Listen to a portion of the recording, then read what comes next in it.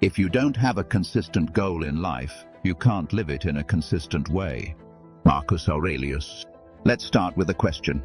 When was the last time you said yes to something you didn't actually want to do? Maybe it was staying late at work again because you didn't want to look uncommitted. Or saying yes to a friend who drains your energy because you didn't want to seem selfish. Here's the thing. Every time you say yes to what doesn't serve you, you're saying no to your own peace. That's what today's video is about. Boundaries.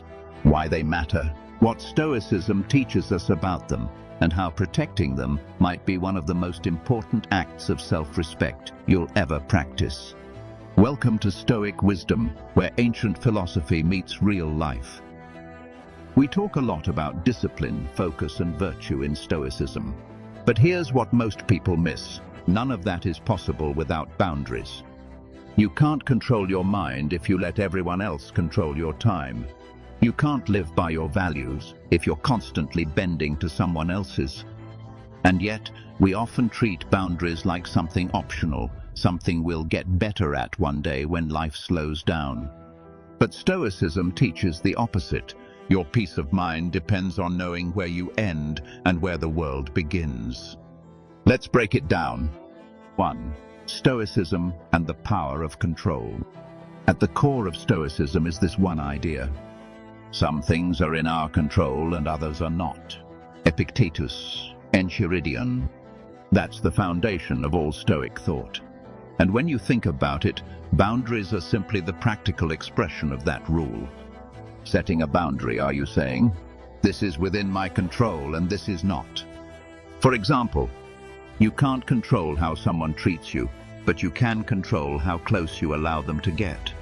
You can't control how much your boss demands, but you can control whether you always say yes. You can't control every opinion people have about you, but you can control how much weight you give to them. That's a Stoic boundary in action. It's not about building walls, it's about defining what's yours to manage, your time, your energy, your choices, and what's theirs. Epictetus put it beautifully. No person is free who is not master of himself. Boundaries are how you claim that mastery. Try this simple exercise. For one day, before agreeing to anything, pause. Ask yourself, is this within my control? Does it align with my priorities or someone else's? That one pause can change the whole trajectory of your day. 2. Boundaries as acts of virtue. Stoicism isn't about cold detachment. It's about living with virtue, wisdom, courage, justice, and temperance. And boundaries fit right into that. Let's connect the dots. Wisdom is knowing what's right for you. Courage is saying no when it's uncomfortable. Justice is respecting both your needs and others. Temperance is not overextending yourself just to please people. So when you enforce a boundary, you're not being selfish, you're being virtuous. Seneca warned against scattering yourself too thin. He said, "No person hands out their money to passers-by, but to how many do each of us to hand out our lives? We're tight-fisted with property and money, yet think too little of wasting time, the one thing about which we should all be the toughest misers." Think about that. You guard your wallet more than your time, and yet time is the one thing you can't get back. When you say yes to every demand, every distraction, every invitation that doesn't align with your values, you're handing out your life in small, invisible pieces. Take inventory of your week. Write down what drained you, what inspired you, and what actually mattered. Then ask, what boundaries could I set to protect more of what mattered? You'll be surprised how much peace you can reclaim just by saying no with a purpose. 3. Emotional boundaries and inner peace.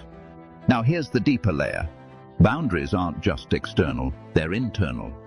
Stoicism teaches emotional boundaries too, because most suffering doesn't come from what happens to us, it comes from how we interpret it. Marcus Aurelius wrote, "You have power over your mind, not outside events. Realize this, and you will find strength." He's talking about an emotional boundary. When you decide that someone's anger doesn't have to ruin your mood, that's a boundary. When you refuse to take offense at every insult, that's a boundary.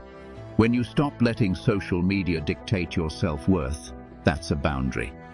What this really means is, you can't always choose your circumstances, but you can choose your emotional participation in them. And that's freedom. Next time someone irritates you, instead of reacting, do this. Pause, breathe, ask yourself, is this mine to carry? 9 times out of 10, it's not. Let it go. That's not detachment, it's discipline. 4. Boundaries and the art of living deliberately. Here's the final piece. Boundaries aren't just about protection, they're about direction.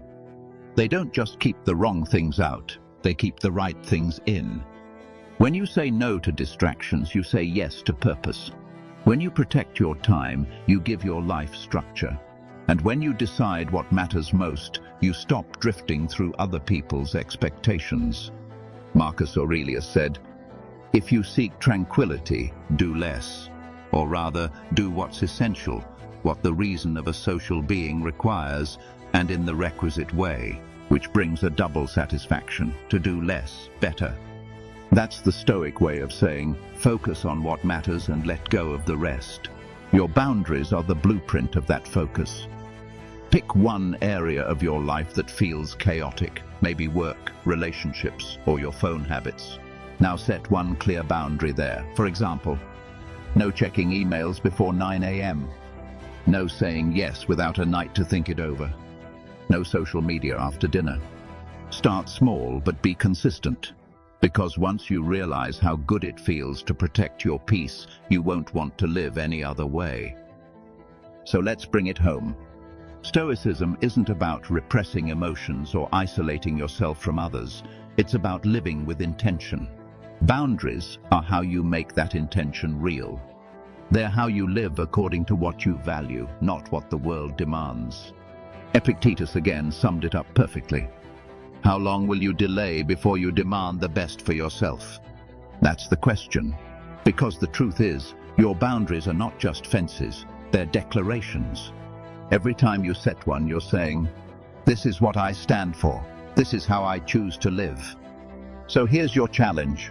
Today, set one boundary that protects your peace. It can be tiny. A 5-minute pause before you respond. A polite no to an unnecessary meeting. Turning your phone off for an hour.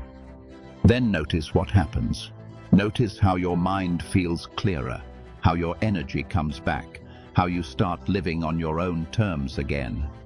That's Stoic wisdom in practice, not in a dusty book, but in the rhythm of your daily life. If this message resonated with you, take a moment to reflect. Where are you letting others decide how you live? And what would your life look like if you reclaimed that power? Leave a comment below. What boundary are you going to set this week? And if you want more Stoic wisdom that helps you live with clarity, discipline, and peace, subscribe to Stoic Wisdom and turn on notifications. Because philosophy isn't about what you know, it's about how you live. Remember, protect your peace, guard your time, live by your values. That's the Stoic way.